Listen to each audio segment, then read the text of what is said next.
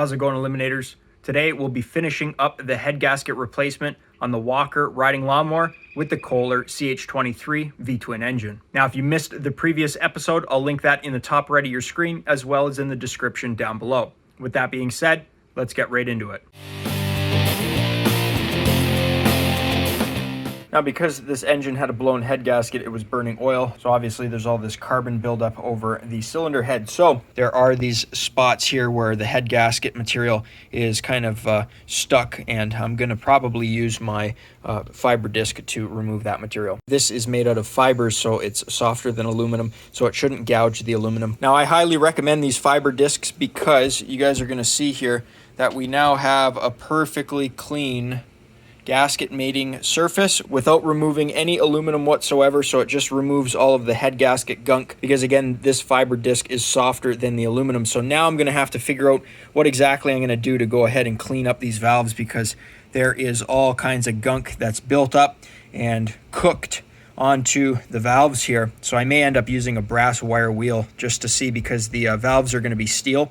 So I'll try not to damage the aluminum or score it up too much, but I would like to get this cleaned up. All of this is just carbon that's been built up, and then we're starting to get down to the valve surface now. And that was probably, in some spots, a good 1/4 inch, believe it or not, especially in this center section here. You can see where we're finally down to bare aluminum here. Same thing with the steel seats. And then up here, you can see that's a massive chunk right there. So I'm gonna keep cleaning this, and I've been switching up between my soft fiber discs, my bristle disc, and then I also have, I guess you could call this a bristle disc as well. This is almost like a hard plastic, but I'm using that to kind of go in and break up as much stuff as I can, because the radius of this circular bristle disc here fits perfectly inside of the cylinder head, the combustion chamber, if you will. So I'm just trying to clean up as best as I can, and I'll bring you back once I'm finished. So that's pretty much as good as we're gonna get. I still have to clean up all of that dust that we've kicked out, but you guys can see, hey, we're looking pretty good. There's stuff that I just can't get off of the exhaust valve here. This is your intake valve. It's cooler than your exhaust valve here. It's also larger, but the thing is, on the exhaust valve, it's actually cooked onto the valve, and I tried to remove that and I can't. And I don't want to spend too long cleaning the head, because this is good. The cylinder head mating surface where the gasket's going to be, that's all clean. It's just covered in all of this nasty carbon dust. So I'm going to go ahead and spray this down with some carb cleaner, wipe it off, blow it out with my compressor, and then the valves themselves are looking good. We know that we didn't have a leak on these, and one of the tricks you're going to do to check to make sure you have a good valve seat if you don't have a cylinder leak down tester like I do, is you're going to take your thumb, you're going to press down as hard as you can, and you're going to try to turn the valve. And if that valve spins inside of the seat, that means that the valve isn't seating properly. So what you're going to want to do is probably cut the seat with a valve seat cutter, and then you're going to want to lap your valve to make sure that it seats properly. Or if your valve springs are worn out, depending on how old your machine is, you could end up having to replace your valve springs with a new set that has proper tension. So that's just a quick little trick that you guys can do. These ones are good. We know that they didn't leak because when I did the leak down test, there was no air leaking out of the intake or the exhaust until we came up here and pressed down on the rocker, which opened up the valve and then let that air through, and you guys heard that pop and then that difference in air pressure. So I'm going to go ahead and clean the cylinder head up, and then we'll go ahead and pop the intake valve so that I can replace the valve stem seal. Okay, so I've now cleaned up my intake gasket, and the plan is going to be to cut the rest of the gasket material off of the intake manifold, because it did split, so I had to just cut half of the gasket off of the cylinder head here. But right now I have my valve compressor assembled onto the cylinder head here. You guys can see this is the C-clamp style. So it's got a long threaded bar here. You can tighten that up or open it up depending on your cylinder head size. And then there's a fork down here that goes on top of your valve, and you guys can see there's a threaded rod there, so you can loosen it up or tighten it up depending on the size of your valve cap.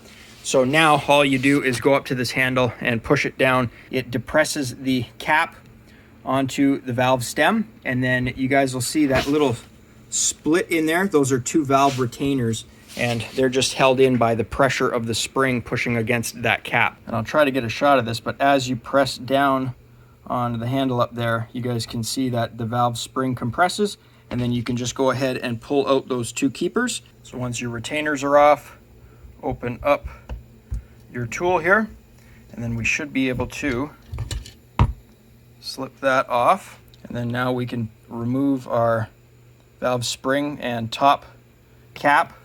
There's your two retainers. Here is your intake valve. And then this little piece down here, that's just the bottom cap that kind of lines up the spring. So we're just going to keep everything together nicely here. And this is your valve stem seal. So like I said, as the valve travels up and down, they use these little rubber caps, and that just squeezes onto the valve stem and prevents oil from going down the valve stem and leaking out of your valve seats here into the combustion chamber so that it doesn't burn oil. And normally on these Kohlers, they only have one on the intake side because the exhaust side gets so hot that it'll actually melt the rubber. So with a pair of pliers, I'm just going to go ahead and pull that off, and then we can install our new one. Okay, so the old valve stem seal has been pulled off, and using a 3/8 long deep socket there, I just went ahead and pushed the new valve stem seal on. So I'm going to basically do the same thing that I did, put my spring back on, compress it, put the keepers in, uncompress it, and then this part will be done. Then we can go over to the engine and clean up the gasket mating surface on the engine block. Intake gasket looks like it just popped off nicely, so I don't have that much cutting to do there. Hopefully the head gasket pulls off, because normally when they get compressed they tend to stick, especially because of the heat. So that's my next step. So I think I got pretty lucky here. I managed to get the majority of it off. You guys are going to notice there's a small little piece there. Obviously I'm going to have to go ahead and clean up the cylinder, but we're looking pretty good as far as cleanup goes. Normally that's the painstaking task if the gasket doesn't come off easy, because I always like to try to make that surface as smooth as possible, because if you don't get it nice and smooth and how it was supposed to be from the manufacturer, you get that little bump of old gasket in there, and you could end up having another head gasket blowout. After all the work you've done, it's just not worth it. Spend the time, clean it up nice. Well guys, that came out a lot better than I thought it would be, and it was pretty quick. Didn't take me long at all. And I've blown out the inside of the cylinder. I'm probably going to take a rag inside of there just to clean it up a little bit better. But we're now ready to drop the cylinder head back on with the new head gasket. So like I said, I got my head gasket kit provided from STENS. Now they do include nuts and washers with this kit, but that's going to be if your cylinder head is the old style. So there's going to be a style that has 4 studs, and then you're going to have these washers and nuts, or you're going to have the bolts. And there's different torque specs for whether it's either nuts or bolts. I have bolts, and I'll get to the torque specs later, but Kohler's pretty smart. You know, they give you basically one kit that covers everything. But Kohler's thinking, I like to see this. So here's our new intake gasket. You remember how I was saying I was going to put some RTV silicone on there to get it to stick good. Kohler already thought of that. So you just peel off the back, stick this on, and then I shouldn't have a problem dropping the cylinder head in and worrying about this intake gasket falling off. Now I'm going to be using 2 of these exhaust gaskets, because we did have to remove the entire exhaust system from both cylinder heads so that we could get this cylinder head off. However, they also give you 2 intake manifold gaskets, because Kohler's expecting you to remove the intake manifold in order to remove one of the cylinder heads. But if you do it the way that I did it, then you can get the one cylinder head off just by removing the exhaust.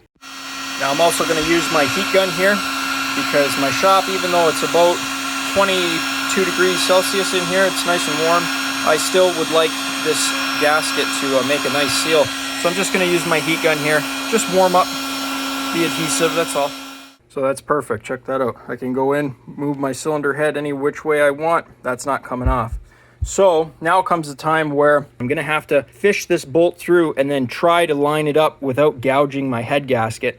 And then as long as I can get that bolt in, line the head up, I shouldn't have any issues, because there's what's known as cylinder head dowels. And the cylinder head dowels are simply those things poking out right there. So they just line your cylinder head up.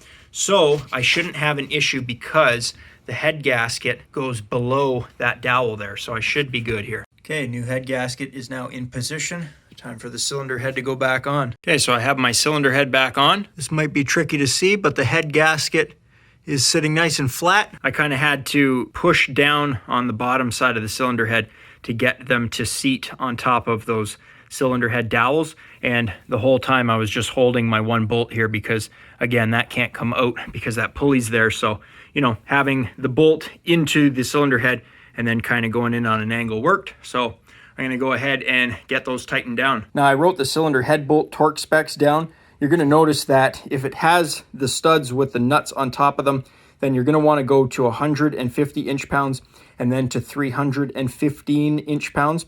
If it has the bolts, which in this case it does, I'm going to start at 200 inch-pounds and then a second torque at 370 inch-pounds. Now, my smaller 1/4 inch torque wrench only goes to 200 inch-pounds, so I don't want to max that out. So I'm using my 3/8 drive torque wrench here, and I've converted the inch-pounds to foot-pounds. So our first torque is going to be 17 foot-pounds, and then our second torque is going to be 31. So as per Kohler's service manual, we're going to be torquing number 1, 2, 3, and then number 4, and that is for the front head on our application, and the diagram clearly shows that it is with these little fins off to the left side. So I'm going to go ahead and torque this up. The cylinder head is now torqued to spec. Now I'm bringing you back just to show you that I do have my rocker arms and push rods installed. I've greased underneath the rocker arm where it touches the valve stem. Now this part is very important because this engine uses what's known as hydraulic lifters. Those are lifters that are not solid pieces of steel. They actually have some compression to them. So the way that we're going to torque this is you're going to have your rocker arm and your push rod here disassembled. And then what we're going to be doing is we're going to torque these bolts to 160 inch-pounds with the push rods out. Then we're going to have to depress the valve and then push the push rods into that cap right there. And that's what's called setting a preload on your hydraulic lifter. So it's going to squish it slightly, but to the manufacturer's OEM spec. And then they give you a couple specs to double check your work. But the one thing you don't want to do is go ahead and have your push rod underneath this rocker arm and then torque this down to 160 inch-pounds because you will end up bending your push rods. Now, if this engine used what's known as flat tappet lifters or solid steel lifters, then what we would be doing is having the push rods underneath the rocker arms, and then we would be tightening down the rocker bolt, and using a set of feeler gauges, you would be checking your clearance here, and then you'd go ahead and tighten up your lock nuts. So an engine that has hydraulic lifters, things are a little different. And using our torque wrench here, you will hear when the torque wrench let goes at 160 inch-pounds.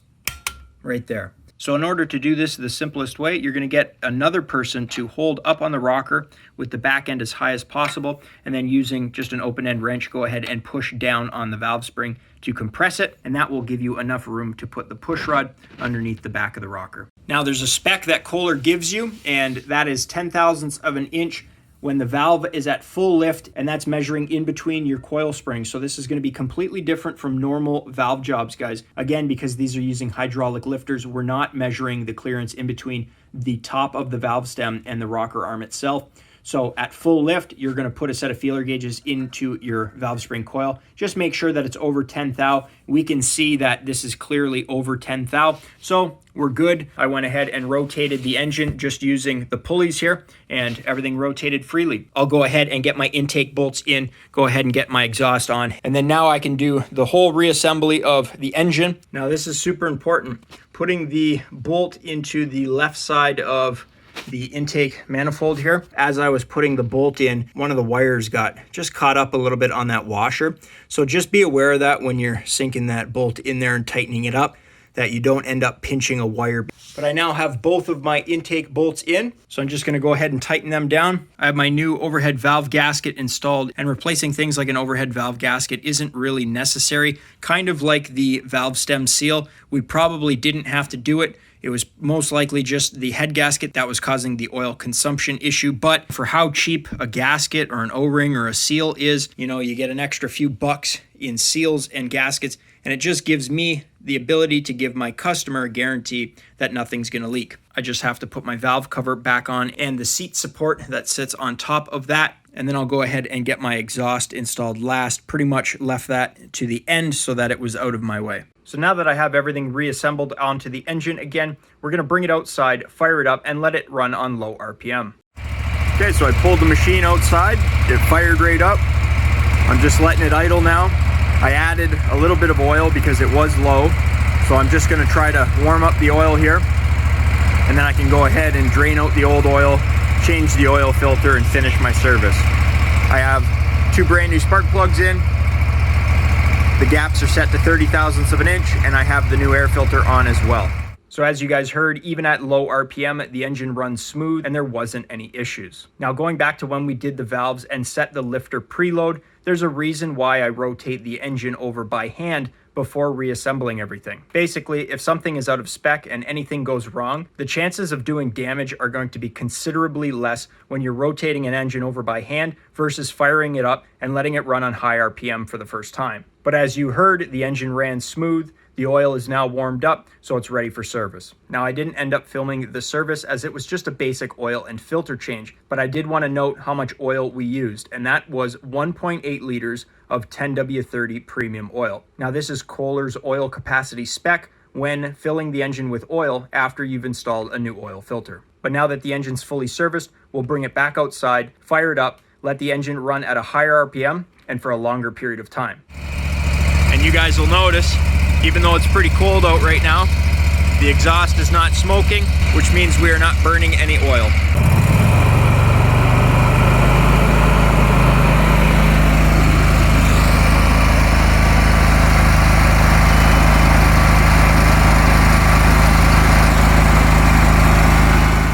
The engine was running at a higher RPM, and we did let it run for about 30 minutes this time. And as you saw, there was no smoking, which means it's a job well done. We successfully replaced the head gasket without having to remove the engine, and in the process solved our oil consumption issue. Now with parts, labor, and 13% tax, I was able to complete this job for about $600 Canadian. Keep in mind that this included a full service after the initial repair was completed. My customer was happy with the services provided and thrilled to hear that his equipment was ready for pickup just 3 days after delivery. With that being said, that wraps up the head gasket replacement on this Kohler riding mower with a Kohler CH23 V-twin engine. If you guys enjoyed the video, think about leaving me a thumbs up. You know, it really helps me out.